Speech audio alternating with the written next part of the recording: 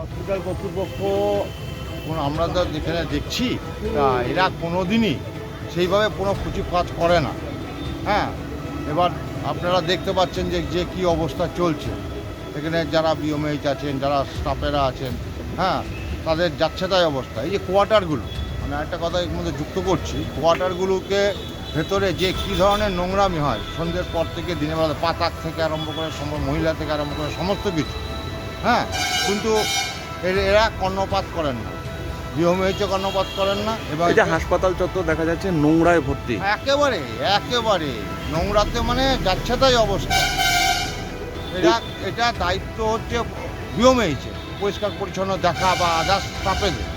তাই এই জায়গাতে কি বলা যাবে আর, মানুষ আসছে, আপনি যে আউটডোরে দেখুন গা, আউটডোরে এত ভিড় হচ্ছে, পেশেন্ট আসছে, এত পেশেন্ট আসছে, তাই এই নোংরার মধ্যে তারা পেশেন্টরা তারা দেখাচ্ছে। আর এখান থেকে তো নানা রকম রোগ জীবাণু তো বেরোচ্ছে, আর কিছু তো কিছু ব্যাপার নেই। এখানে স্তূপ করে রেখে দিচ্ছে, এখানে স্তূপ করে রেখে দিচ্ছে। এরা পরিষ্কারের ব্যাপার নিয়ে কোনো কিছুই মাথাতে নেই।